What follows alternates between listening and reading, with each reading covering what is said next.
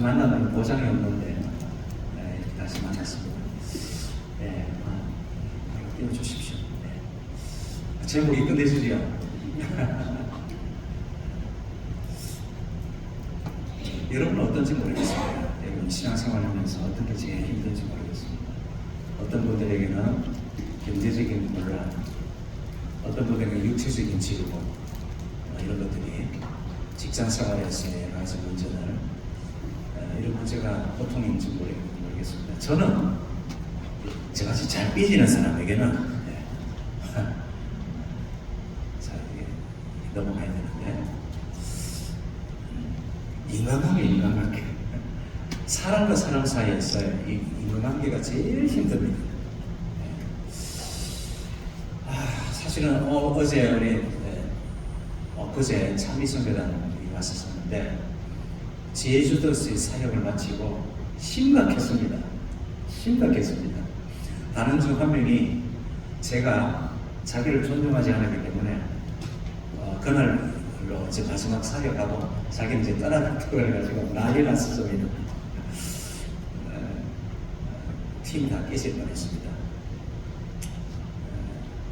우리가 같은 형제들 사이에서, 믿음의 형제들 사이에서, 또 직장 안에서, 사회에서, 또 우리 마을 안에서 사이가 안 좋은 이웃들과의 관계가, 그 다음에 단순히 사이가 안 좋은 정도뿐 아니라 내게 너무 큰 상처와 아픔을 줬기 때문에 꼴도 보기 싫고 더 이상 함께하기 싫은 그런 인간관계들이 있을 수 있습니다. 자, 제가 이 테스트를 다시 할게요. 리모컨이 안 먹히는데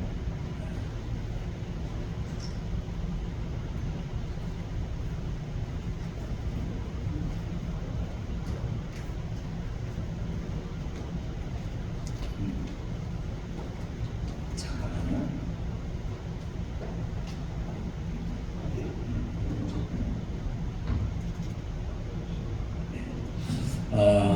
사실은 제 생에 오랫동안 고민하고 마음 아팠던 어떤 관계가 있습니다.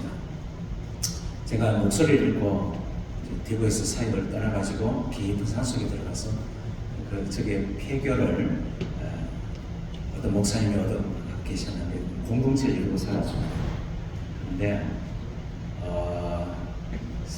자세히 말로 말해야 되나? 어쨌든 하여튼 그 과정에서 피눈물 흘리는 과정이 있었습니다. 공사를 수천만 원짜리 공사를 했는데 공사 대금을 지불하지 못하셨어요. 그리고 그 짐이 저에게로 넘어왔습니다.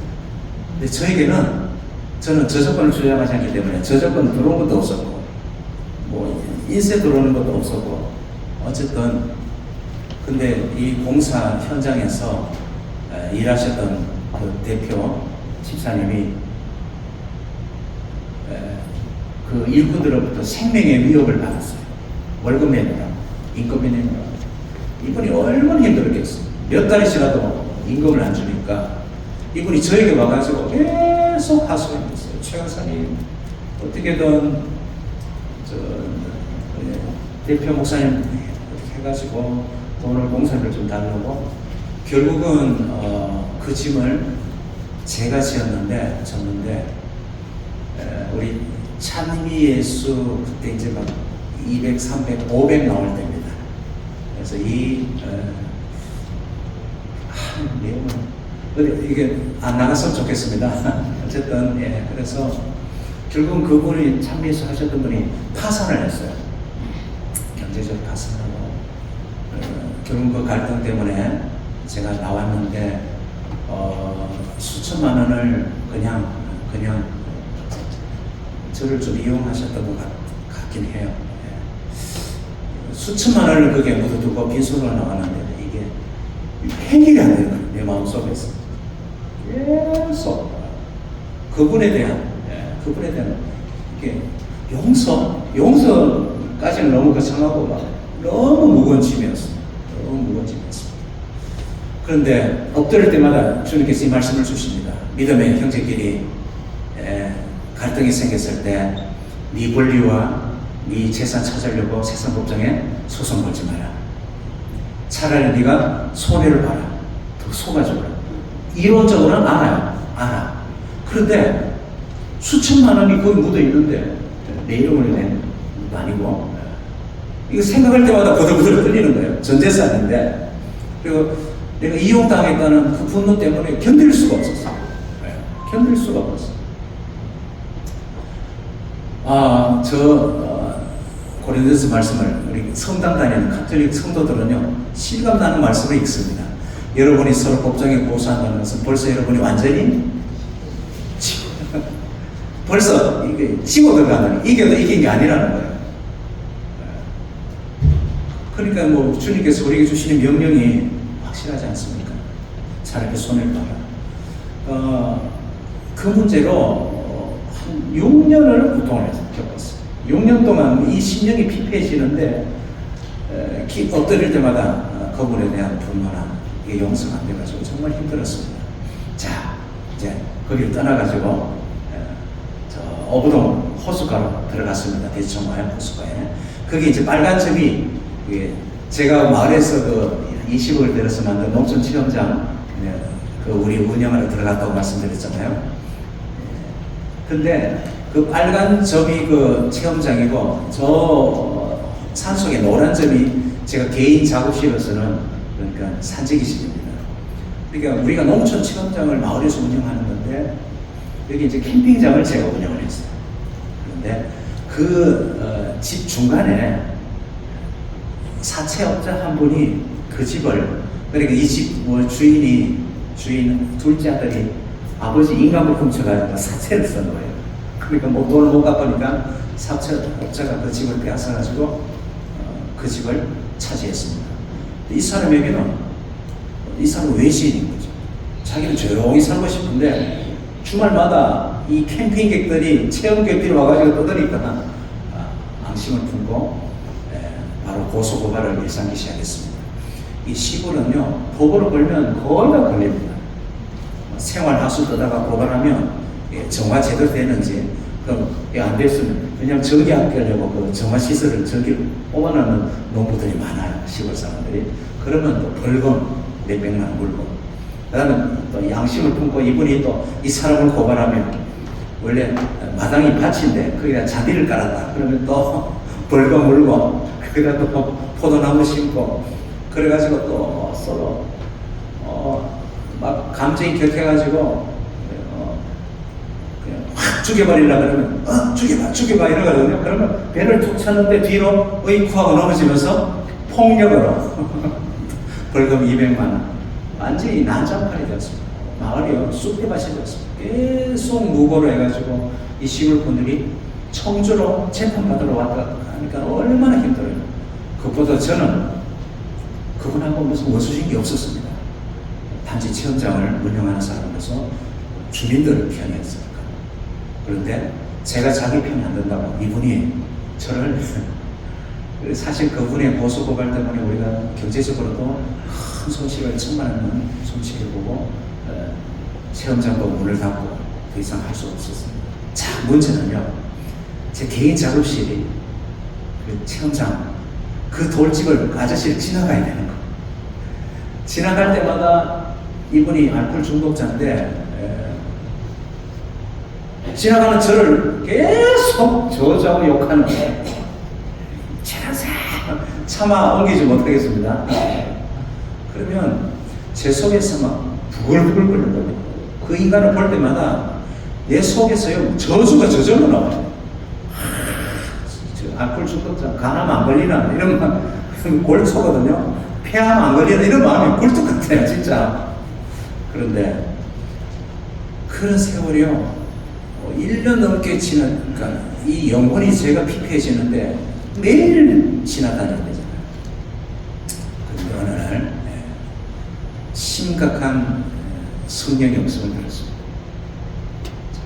저같이 특별히 예민하고 섬세한 사람들이 이 용서가 잘 안 되고 화해가 잘 안 되는 사람이 가지고 있는 가장 심각한 영적인 문제가, 이거를 사람과 사람의 싸움으로 자꾸 해석해요.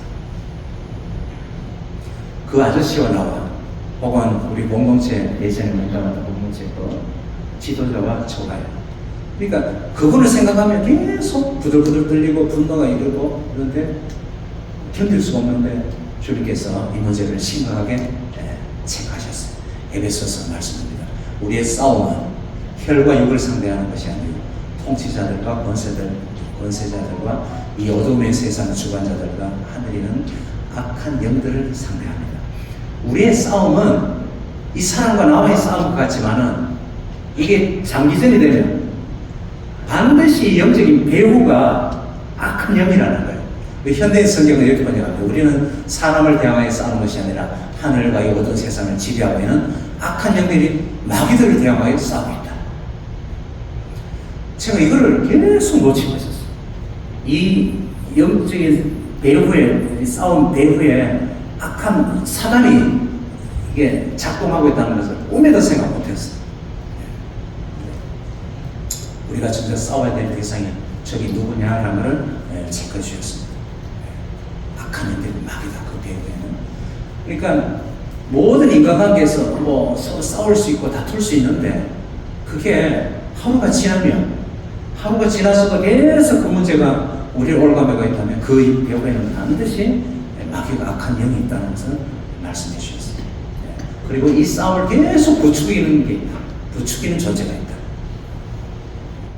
그게 바로 사탄이다. 악한 영. 사탄의 목표는 하나님과 우리 사이를, 사람과 사이, 특히 성도들 사이를 계속 이간질하고, 목회자와 성도들 사이에, 목회자 부교者사이에, 장로님들 사이에, 하여튼 끊임없이 이간질하고 반복하게 만드는 것이 이들의 목표입니다. 그거를 제가 까맣게 잊고 있었어요.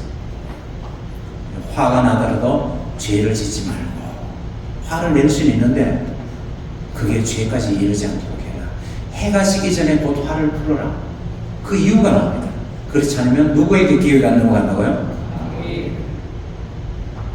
그러니까 지난 6년 동안 제가요, 그 마귀의 종로로 타고 마귀에게 계속 초점을 담아오고 있다는 걸 뒤늦게 깨달았어요. 그 돌집 아저씨 다닐 때마다 막 울거나 풀거나 하는, 내가 그 마귀에게 초점 담아놓은 거를, 내가 이 상태였구나, 그렇게 깨닫게 되었습니다. 그러면서 베드로서 이렇게 말합니다. 근신나라 깨어라, 너희가 너희 대적 마귀가 우는 사자같이 두루다니며 삼킬 자를 찾나니. 현대의 성경은 마음을 강하게 하고 늘 주의하십시오. 원수 마귀가 배고파 으르렁거리는 사자처럼 먹잇감을 찾아 돌아다니고 있습니다. 야, 이거 얼마나 실감납니까? 우리가 먹잇감이에요, 먹잇감. 제가 그 먹잇감 노릇을 하고 있다는 걸 깨닫게 되었어요. 그러면서 우리 성경 읽을 때마다 무슨 말씀을 읽게 됩니다. 형제를 미워하는 사람은 아직도 어둠 속에 살고 있는 것입니다. 어둠이 그의 눈을 멀게 했기 때문에 그는 자기가 어디로 가고 있는지 알지 못합니다. 형제를 미워하는 사람은 누구나 매직을 지우고 싶었어요. 형제를 미워하는 사람은 살인자예요. 실제로 살인을 안 했을 뿐이지 그 마음에서 영에서 나가는 것은 상대방을 죽이는 비수요, 독이든 칼이라는 걸 이렇게 느껴졌습니다. 주기도문, 늘 주기도문 외워서 암송하지 않습니까? 그죠? 주기도문 말씀 정말 무서운 말씀입니다. 우리에게 죄전자를 우리가 근데 우리 성경 말씀은 그대로요. 너희가 다른 사람의 죄를 용서하면 하늘에 계신 너희 아버지께서도 너희를 용서하실 것이다. 그러나 너희가 다른 사람의 죄를 용서하지 않으면 너희 아버지께서도 너희 죄를 용서하지 않으실 것이다. 주기도문에 나오는 그 구절은요, 우리가 다른 사람의 죄를 용서하겠으니 우리 죄를 용서해 주십시오. 전제 조건입니다. 그러니까 그걸 조금 더 노골적으로 이렇게 풀이하면 우리가 다른 사람을 용서한 만큼만 우리 죄를 용서해 주십시오. 이게 주기도문의 기도문입니다. 얼마나 무서워요. 나는 지금도 계속 그 어떤 대상을 향해서 막 부들부들 떨고 있고 용서가 안 되는데 그 주기도문을 너무 깨끗하게 하고 있다는 걸 깨닫게 됐습니다. 저희 어머니는 저를 이제 낳아주신 생모어머니는 소위 말해서 첩이었잖아요. 본인이 유부남과 같이 사는 것을 꿈에도 모를 때였으니까 이용을 당하셨습니다.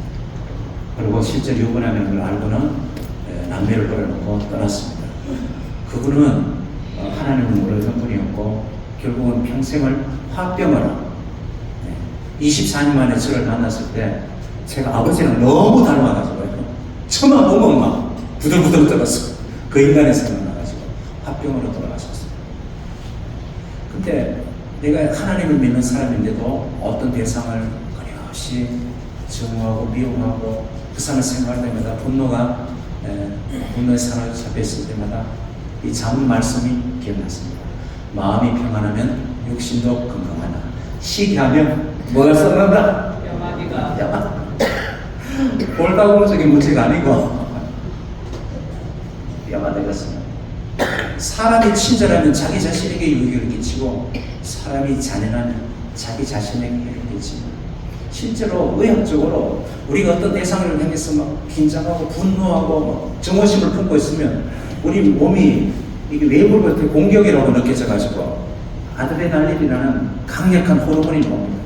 이게 순간적으로 우리를 위기에서 구출하고 우리를 경각심을 일으키게 하는 좋은 작용을 하지만 계속 유지가 되면 이게 우리 피를 끈적끈적하게 피가 끈적끈적하게 되면 오는 병들 우리 다 있지 않습니까? 결국은 심각한 우리 몸을 해롭게 만드는 원인이라는 거예요. 성경도 우리에게 말씀하십니다.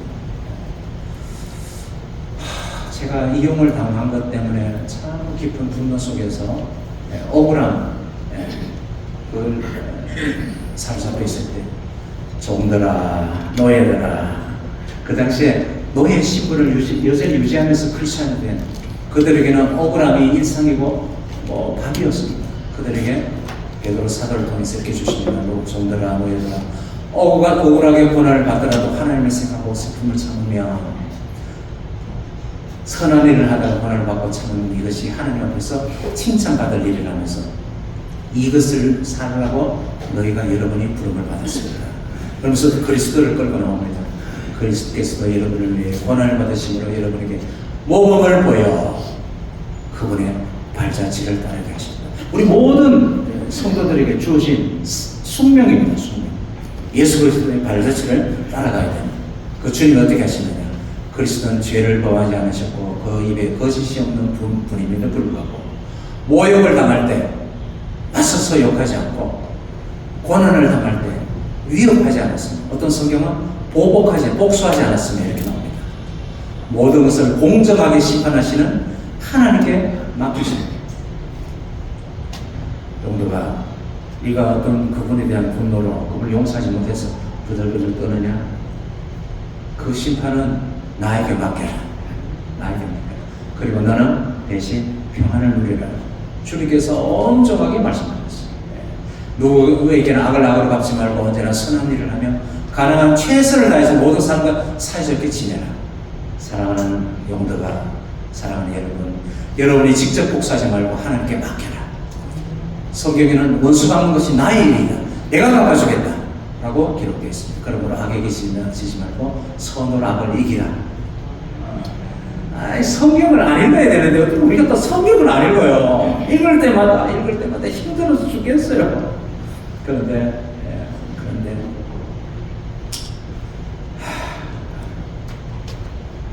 자, 제가 그 돌직 아저씨를 계속 지낼 때마다요 정말 힘들었는데 어느 날 이 아저씨가 술을 드시고는 치간사 하고 왔어요.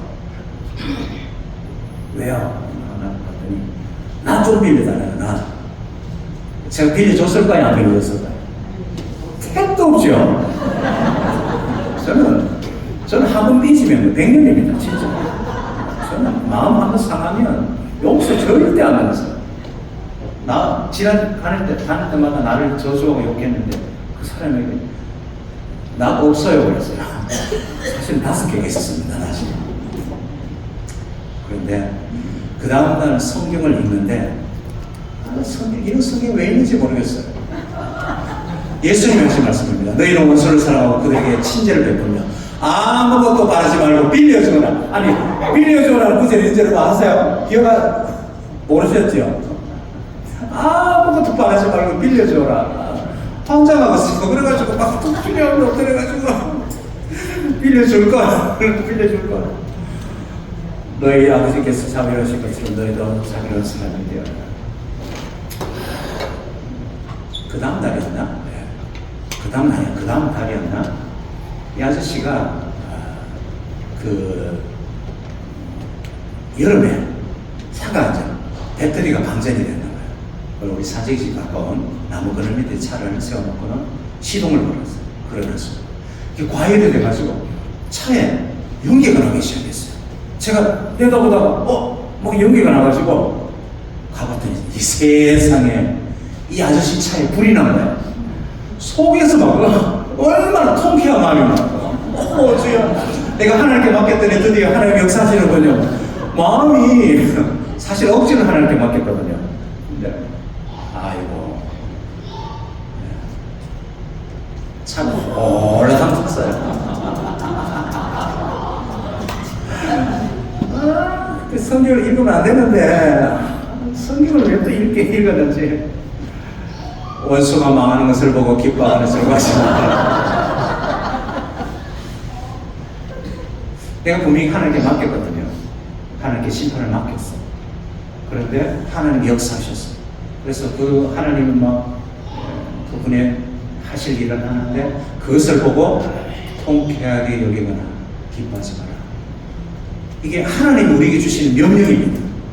하나님 백성들이 이 마음을 가지고 살아라.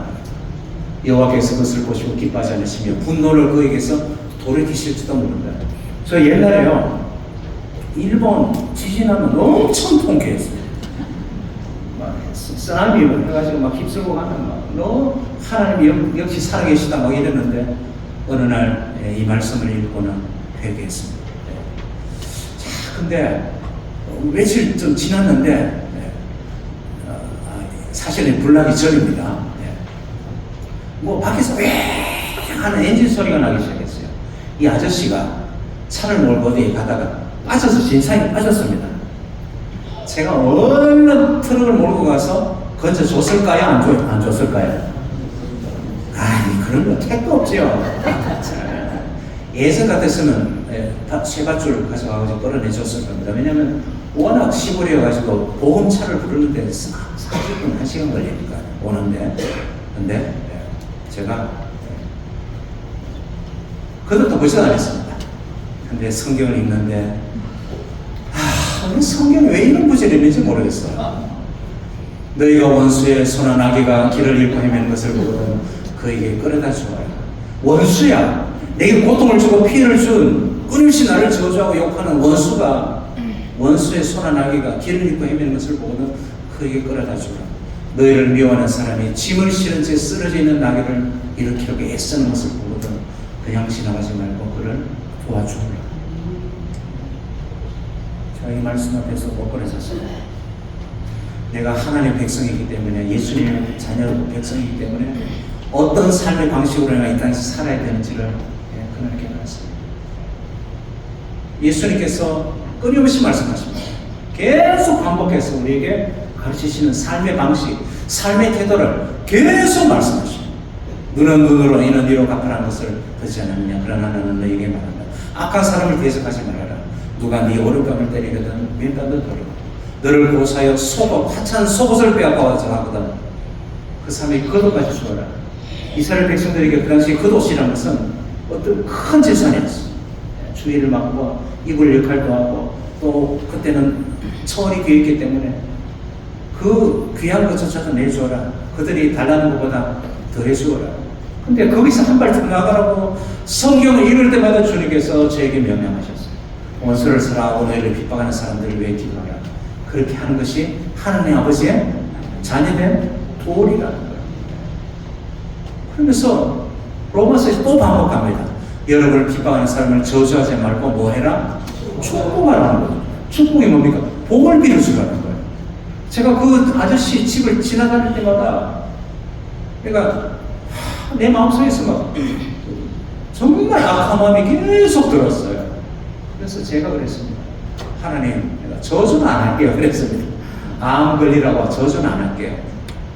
폐암, 간암 걸리라고. 그러나 하나님, 내가 차마 축복까지는 못하겠습니다 하고 솔직하게 고백했어요. 왜냐면 이게 뭔지, 이게 복을 빌어주는 게 이게 안 되는 거예요.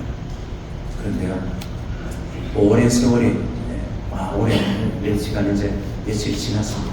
그날 오늘 같은 주일이었어요. 승용차를 몰고 이제 먼 길이니까 오전에 출발했습니다.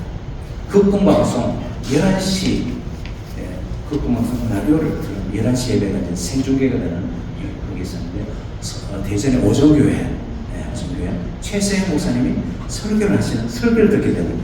세상에 그 설교를 듣다가 이 문제가 해결됐습니다. 어떻게 되는지 아세요? 주님 너무 감사해요. 너무 무거운 짐이었는데 축복기의 원리에 대해서 말씀해 주셨어요. 오늘 우리가 읽었던 성경 구절입니다. 제자들에게 예수님이 안 믿는 사람들이 울거리는 세상으로 보내면서 어떤 집에 또 머물러야 되잖아요. 가면 어떤 집에 들어가거든. 그 집에 들어가면서 뭐를 빌어주어라? 평안을 빌어줘. 이게 샬롬이에요. 샬롬. 이 평안은 하늘이 주는 평안입니다. 그러니까 최고의 선물입니다. 하늘이 주는 평안이니까 어떤 것도 방해가 되지 않는 하늘이 주는 평안을 샬롬을 빌어줘요. 만일 그 집이 너희의 평안에 축복을 받을만 하면 너희가 그 빈 평안이 그 집에 내릴 것이고 그렇지 못하면 그 평안이 너희에게 되돌아올 것이고 우리가 이 이제 설교 원문을 다 전달을 못하지만은 핵심 내용이 그거였습니다.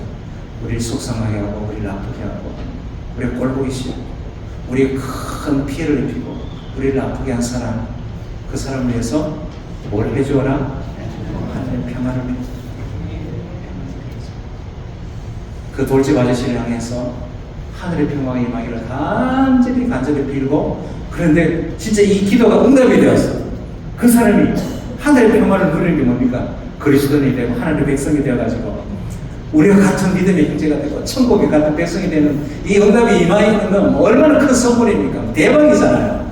그런데 만약에 그 아저씨가 그럴 만한 그릇이 못 돼. 그러면 내가 빈 그 복이 누구에게 들어온다? 나에게 들어오는 거예요. 와, 할렐루야. 그날 이후로 그 집을 지나다니면서 복을 과도하게 빌기 시작했어요. 아저씨를 위해서 막 건강을 위해서 복을 빌고 평안을 위해서 복을 빌고 놀랍게도 그 기도가 임했는지 그분 너무 건강해요. 건강해. 여러분 모든 악독과 격정과 분노와 말 다툼과 비방으로 모든 악의를 버리고 서로 친절하게 대하라. 불쌍히 여기라. 하나님이 그리스도 안에서 여러분을 용서하신 것 같이 이 전제 조건입니다. 하나님 우리 잘못이 용서하셨으니까 너도 용서해. 지금 이제 오늘 사실 제가 마을 그 행사에 참여를 못 하고 왔거든요. 오늘 마을에서 이제 벌초한 그 길가에 풀감에 날립니다. 처음 예축이 메고 아침에 왔는데 저는 그냥 왔는데 제가 또 동참하지 못했기 때문에 오후에 이제 가가지고 이제 저 마을에서 우리 산지기지까지 호수까지 제가 풀 깎을 겁니다. 예축이 메고 그때도 예축이 메고 이제 혼자 이렇게 쭉 깎아 내려가는데 이 돌집 아저씨 앞에 일어났어요. 마당에. 제가 들어갔을까요? 안 들어갔을까요? 예? 안 들어가죠. 택도 없죠. 택도 없죠. 내가 그 아저씨 마당에 풀이 작았는데 내가 그게 왜 깎아요? 길가에 깎기도 바쁜데. 그런데 세상에 놀랍게도요. 성령께서 강력하게 제 등을 끌어미셨어요. 나도 모르게 예측을 메고 풀을 쭉 깎아나가다 그 마당으로 1m쯤 들어갔어요. 아니나 다를까 이 아저씨가 문을 열고 막 나오더니 막 소리 지르는 거예요. 뭐라고 소리 지르는지 아십니까? 최가사 고마워 하더라고요. 최가사 고마워. 아이고 그 1m 들어간 게요 화해 손을 내는 것이었어요. 우리가 내가 먼저 손에 밀지 못하고 1년 만에 예총이 들이민 것이 내가 먼저 주야. 세상에 그 다음날 아저씨가 왔더라고요. 와가지고 왜요? 도움이 필요하다고. 자기도 예초기를 인터넷으로 샀는데 이게 분해가 된 상태에서 오니까 조립을 못하겠다고 도와달라고. 그래서 제가 가가지고 도와드리고 또 예초기 작동하는 것도 가르쳐 드리면서 화해하게 되었습니다. 제가 6년 전에 오래전에 봤던 그 목사님에 대해서도 해결이 됐습니다. 그분의 사역을 위해서, 그분의 가정을 위해서, 그리고 사실은 깊은 깨달음이 왔습니다. 그분도 악한 마음으로 그렇게 한 게 아니라 그분이 부족하기 때문에, 연약함을 때문에 어쩔 수 없이 그랬다는 것이 깨달아지면서 그분을 이렇게 비용사하게 되었습니다. 마침내 제가 자유와 평안을 얻었습니다. 이 노래를 만들었답니다. 이 노래를 그분을 생각하면서 한번 들어볼까요? 노래 2개 듣고 마치겠습니다.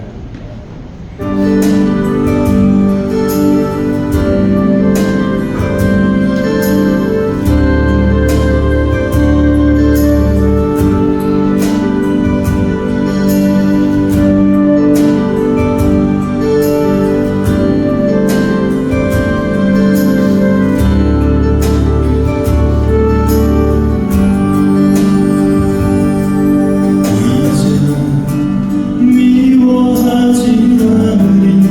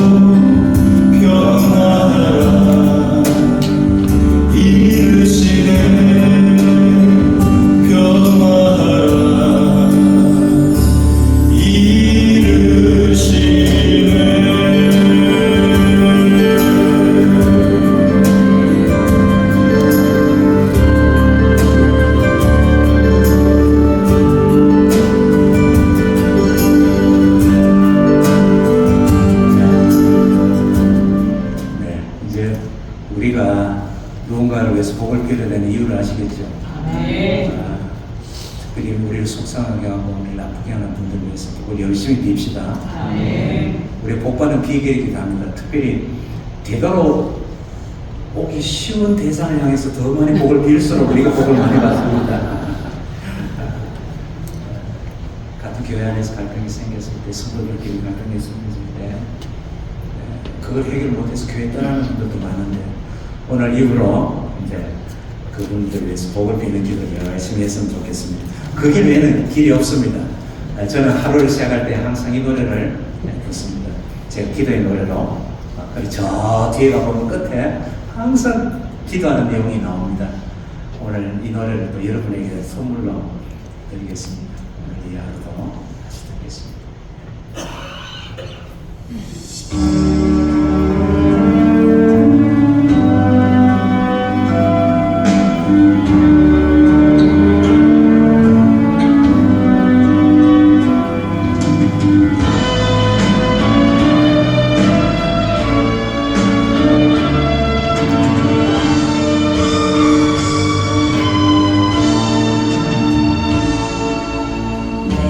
주어진 하루를 감사합니다.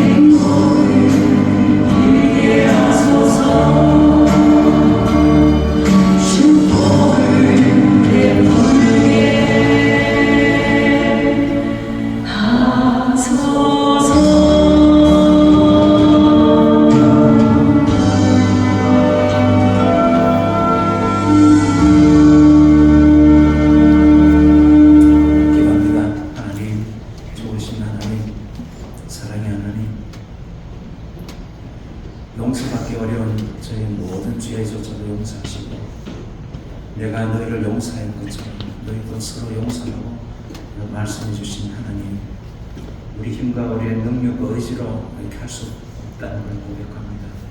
그러나 하나님께서 또 이런 축복의 방법으로 이 문제를 해결하라고 길을 열주셔서 감사합니다. 우리가 서로 부족함과 연약함을 인정하고 불쌍히 여기며 서로 용서하는 우리 성도들이 될 수 있도록 도와주시옵소서. 목사님과 장로님들과 목사님들이 성도들이 서로 존중하고 존경하며 화목한 교회가 될 수 있도록 도와주시옵소서. 우리의 또 가정 안에서도 서로 화목한 가정이 될 수 있도록 도와주시옵소서. 직장 안에서도 우리가 먼저 손해보고 속아주는 길을 선택하면서 또 화목을 이루는 이 길을 또 열어주시옵소서. 감사하고 예수님 이름으로 기도드립니다. 아멘.